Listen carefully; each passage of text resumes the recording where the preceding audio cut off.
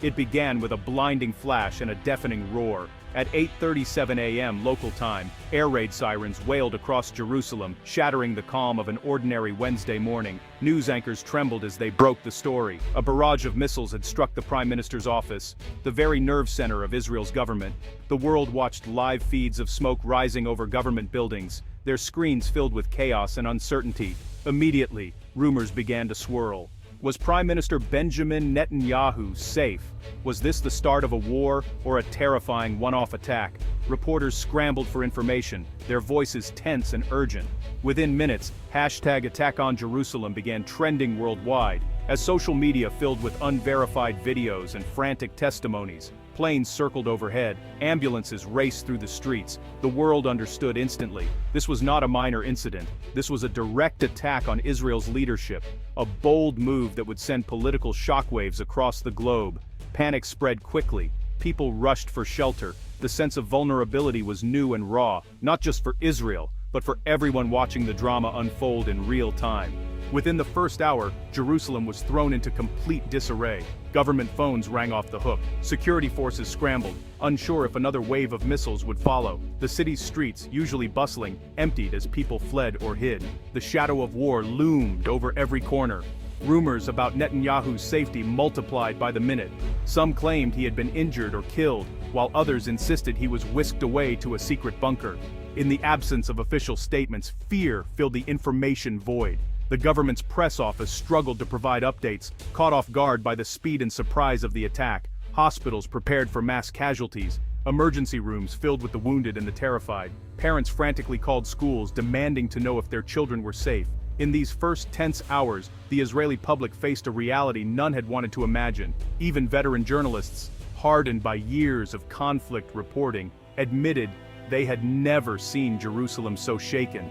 The city that had withstood wars for centuries now seemed exposed in a way that rattled the nation to its core. News of the missile strike raced around the world. In capitals from Washington to Moscow, leaders watched events unfold with disbelief. Statements of shock and condemnation poured in. The U.S. president's address was carried live, urging restraint and offering Israel full support.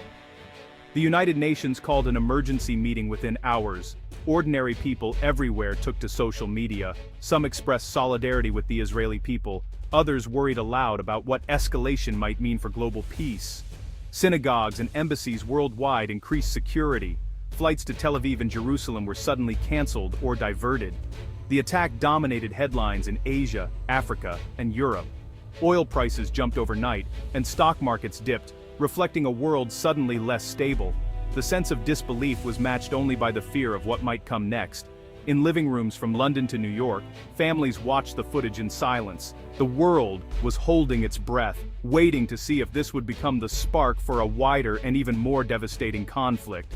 Iran quickly claimed responsibility. In a televised address, an Iranian military spokesperson declared the attack a direct response to Israeli aggression. Over 24 missiles had been launched from Iranian soil, some intercepted, others striking their targets. The message was clear. Iran was willing to strike at Israel's heart. Israel's military responded within minutes. Fighter jets took to the skies, targeting Iranian missile batteries and command centers. The Iron Dome missile defense system was activated across the country, intercepting more incoming projectiles. Defense officials warned of possible ground operations if attacks continued. The attacks did not stop at the Prime Minister's office. Several other government buildings and military sites were targeted. Explosions echoed through the morning, leaving both sides bracing for more. The risk of escalation was immediate and real. International calls for de-escalation went unheeded. In Tehran and Tel Aviv, leaders prepared for the possibility of all-out war. The world could only watch, powerless to stop the cycle of violence that had begun. As missiles rained down, ordinary people bore the brunt of the crisis. In Jerusalem, families packed into bomb shelters, clutching one another as explosions shook the city above. Children cried, parents whispered reassurances they barely believed themselves. Time seemed to stretch endlessly in those claustrophobic rooms. In Tel Aviv, the story was similar. Sirens sent people running underground. Hospitals operated in emergency mode, stretched thin by both the wounded and the panicked. Supermarkets quickly ran out of bottled water and canned food as people prepared for the worst. On the other side of the border, Iranian civilians prepared for possible retaliation.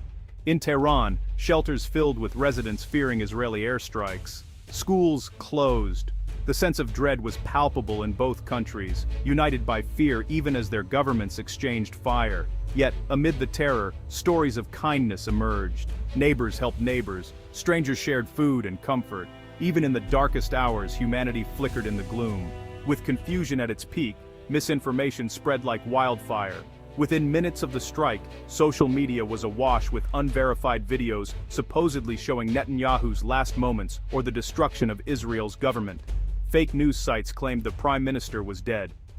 Others circulated images of old bombings, passing them off as fresh evidence of the attack. People inside and outside Israel struggled to separate fact from fiction. Family members abroad frantically texted loved ones, desperate for real updates. Scammers used the chaos to spread malware links disguised as breaking news. Officials worked overtime to correct the record. The Israeli government issued statements denying rumors of Netanyahu's death and promising more information soon. News agencies urged viewers to trust only verified sources. Still, the damage was done. In the fog of war, truth was the first casualty. The confusion made it even harder for people to know what was really happening and increased the fear that gripped the region. As the world reeled from the Jerusalem attack, Iran was struck by another shock. News broke that Iran's supreme leader had died suddenly. Some said from a heart attack brought on by the crisis. Others whispered of assassination. The Iranian government declared a state of emergency. Black banners went up on public buildings, streets filled with mourners and protesters alike. The immediate effect was confusion and chaos. Some factions within Iran saw the leader's death as an opportunity to seize power. Others called for revenge against Israel. The military imposed curfews in major cities, trying to keep order as rumors of a coup circulated. Iran's parliament held emergency meetings behind closed doors. The uncertainty at the top of the Iranian government only added to the crisis. Outside, families stocked up on food and water, fearful of what the next hours might bring. The instability in Tehran sent shockwaves through the region.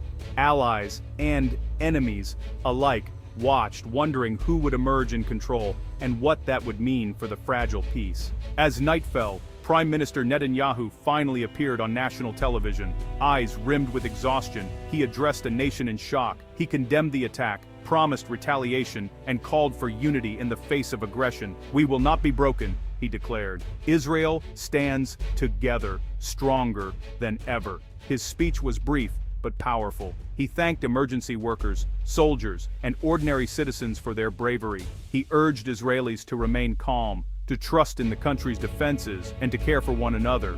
In a rare show of national unity, opposition leaders stood behind him, vowing to set aside politics for the country's survival. The sense of togetherness was real.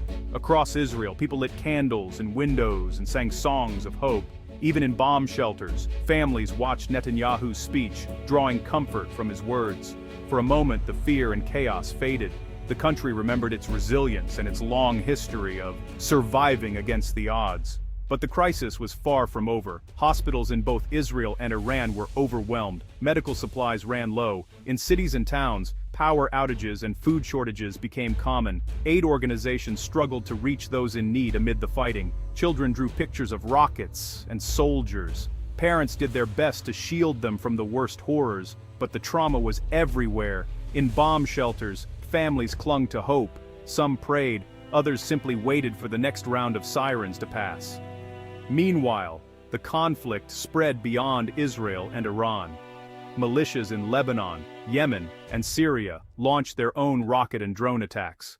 The Middle East teetered on the edge of a larger war, with world powers scrambling to contain the violence. Yet, amid the despair, there were stories of resilience. Doctors worked around the clock. Ordinary people opened their homes to strangers in need. As the world watched, battered but unbroken, the question remained: could hope and peace survive in the face of such darkness?